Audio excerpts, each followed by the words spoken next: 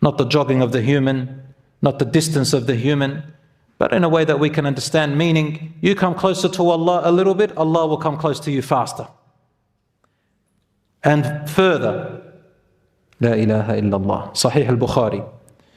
And in the hadith of the Prophet ﷺ, also in Sahih al-Bukhari, وَرَجُلٌ ذَكَرَ اللَّهَ خَالِيًا فَفَاضَتْ عَيْنَاهُ. A person who remembers Allah when they were in solitude between him and Allah, فَفَاضَتْ عَيْنَاهُ, and their eyes begin to tear. This is a person who will be shaded under Allah's shade. So that's the first benefit. You'll constantly feel a closeness to Allah. Number two, تَزْكِيَةُ النَّفْسِ وَإِصْلَاحُ الْقَلْبِ. The second benefit of solitude with Allah is that your nafs, your lower self, your egos, your desires that debilitate you, your addictions would take over you, your mind and whispers which overcome you, all those nafs, the things that your whispers and your desires overcome you, what happens to them? You start to purify them and mature them. They become mature, you make them grow. And your heart starts to become more right. You feel it. It doesn't happen overnight, but in time, it's like cleansing a rusted steel over and over. You keep cleansing it. You keep putting chemicals to it. You keep washing it with acid. You keep polishing it. That's how the heart is, through solitude with Allah subhanahu wa ta'ala. Ibn al-Qayyim in his book Al-Fawaid said, seek your heart in three main places. Don't miss out on them. When you hear the Quran, remember Allah and call upon Allah. In the gatherings where Allah is mentioned, like this one here now, where you are learning about Allah, seek your heart.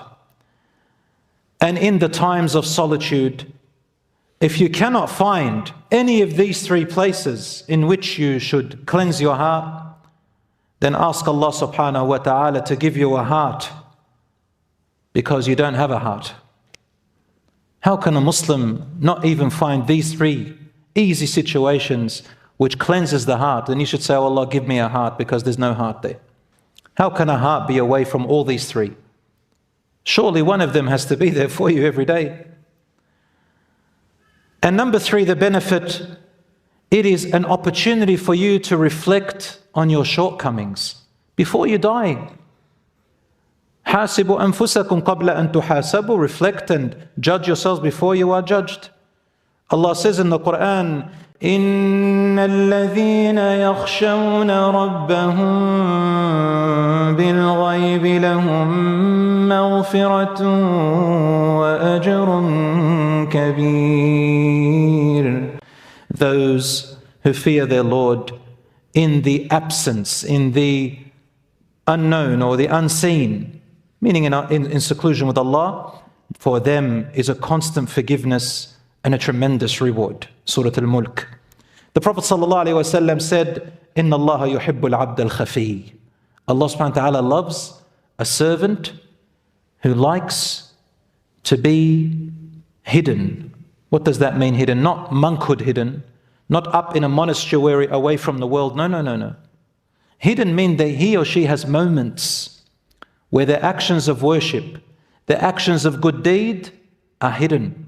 They're not there to show it off in front of people. They're not there for reputation. You won't see it on social media. You won't see anybody saying, wallah, this person always does this and that, unless Allah blesses you with it, because there's a blessing. When you worship Allah in secret, then Allah subhanahu wa ta'ala may bring to you a sign that He is pleased with you by making people mention it when you didn't want it to be mentioned. Did you know that? So Allah subhanahu wa ta'ala loves a servant who deliberately saves some of their good deeds that are hidden just privately between him or her and Allah subhanahu wa ta'ala.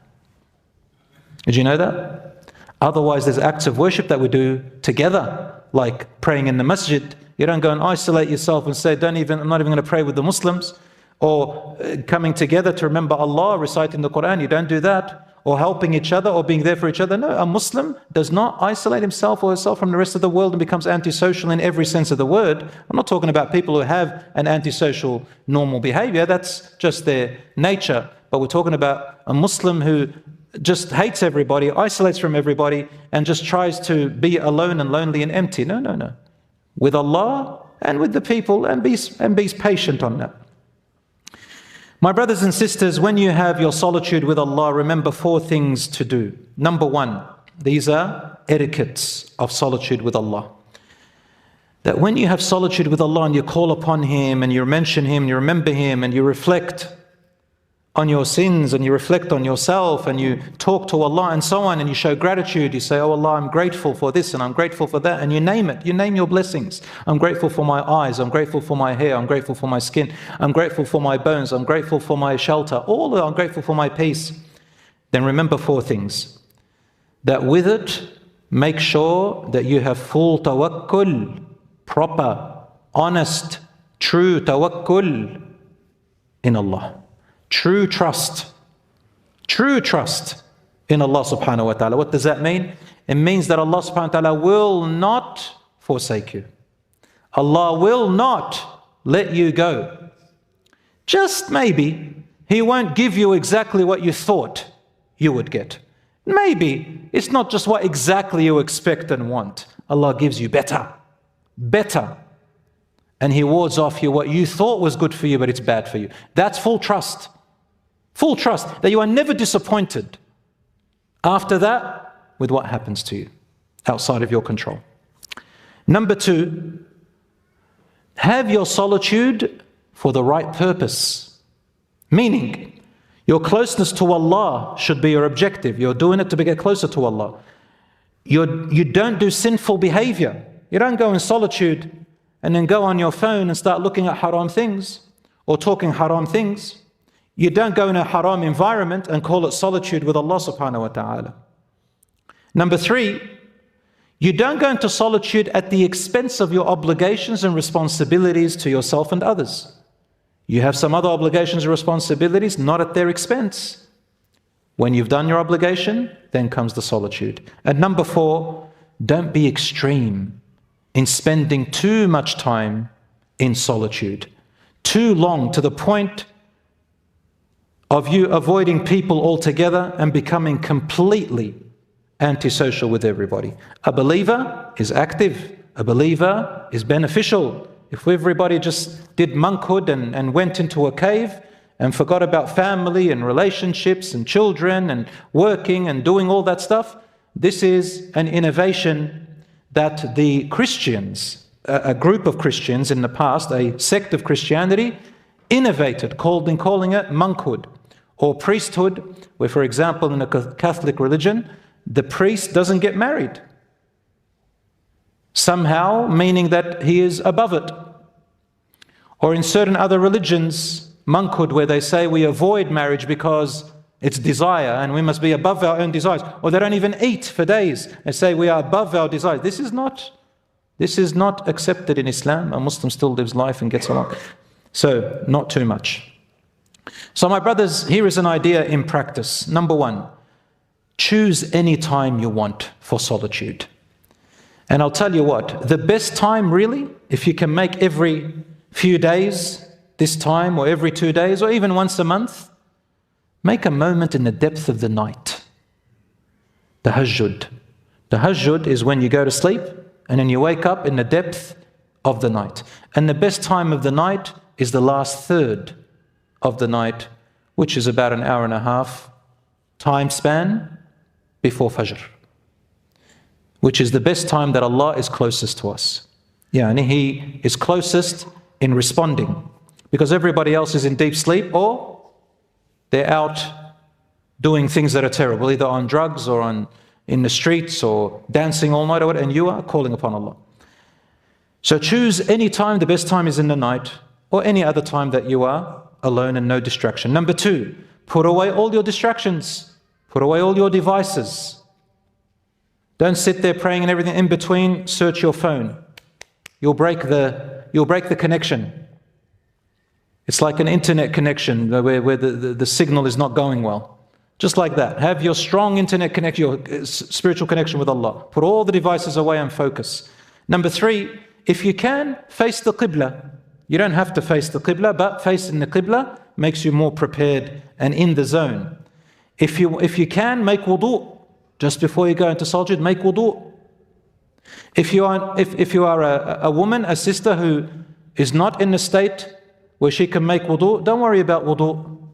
You can still have solitude, you can still make dua, you can still recite Quran with your mouth, you can still make dhikr, you can still hold your phone and recite from it. In fact, women who are in their menstrual cycle, because she can't pray at that time or fast, she can still, believe it or not, she can still make sajda. Just a prostration on the ground, because sajda is not part of salah. Now, of course, there is a difference of opinion among the scholars. The large number of them, they say that she shouldn't do sajda. They consider sajda part of salah, but the other view, which is, I believe, is stronger, and Allah knows best, that it is not part of salah, therefore she can do sajda. And the Rasul once recited Surah An-Najm in Mecca, and the people, the kuffar, the disbelievers were so intrigued by it, but in the end, Allah says, فَاسْجُدُوا لِلَّهِ وَاعْبُدُوا. So prostrate to your Lord and worship Him, because the Arabic eloquence was so amazing that they were caught in a trance. The disbelievers of Mecca were caught in a trance with the verses, that they found themselves prostrating. They went into sujood, or they did it out of respect for the words that were said, because they really respected eloquent words. That's what they loved. And the Prophet ﷺ did not comment about any, and the Muslims did it as well, and he did not say if anyone had their wudu or not have their wudu. Anyone can go into prostration, even a non-believer, a non-Muslim can go into prostration to Allah. So that's in solitude. So face the Qibla, make wudu, and that is preferable. Dress humbly and comfortably, that is preferable. Number 4, start with a 2 rak'ah prayer. And if you're not praying, as I said, then do a sajda and recitation of a few verses. Number 5, repeat some dhikr affirmations. And it's nice to close your eyes if that makes you concentrate more. If you don't know many dhikr words, grab the book Husn al-Muslim, Fortress of the Muslim, go through it and learn those words. One beautiful dhikr word that you can say, which I love to say, Allahumma rahmataka arju, fala takilni ila nafsi tarfata ayn, wa aslih li sha'ni kullahu la ilaha illa ant. This was the dua Rasul ﷺ told his daughter Fatima to say. Oh Allah, it is your mercy which I hope for. So do not leave me alone to rely on myself, not even for as much as a blink of an eye, and settle all my affairs. There is no God worthy of worship but you. These are beautiful things to say in solitude. Number 6, make dua. Say gratitude. Oh Allah, I thank you for this. Oh Allah, I'm grateful for that.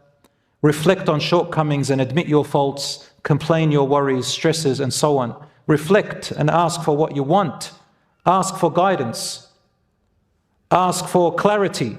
And number 7, if you are in nature, just observe Allah's creation. Say, my Lord, you have not created all of this for any foolish purpose. Grant me salvation from the fire. رَبَّنَا مَا خَلَقْتَ هَذَا بَاطِلًا سُبْحَانَكَ فَقِنَا عَذَابَ النَّارِ. Those are beautiful moments of solitude. Finally, brothers and sisters, I want you to practice with me now. I'm going to coach you through it. I want you to do a little thing with me, inshaAllah. I guarantee you, bi'idhnillah, that if you do it correctly, by Allah, whatever worry you have will either all go away, or you will feel the heaviness of it decreased a lot. Are you ready? Let's give it a try, and you can practice this yourself, inshaAllah ta'ala. So there are 3 steps to it. Are you ready? If you want to close your eyes, you can do that if it works better for you. If not, just focus. This is how to relieve all your worries, your fears,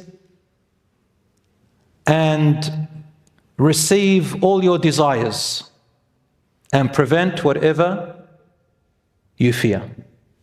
Number 1, right now, I want you to identify something that you want or something that you want taken away. Something you want or something that you want Allah to take it away from you.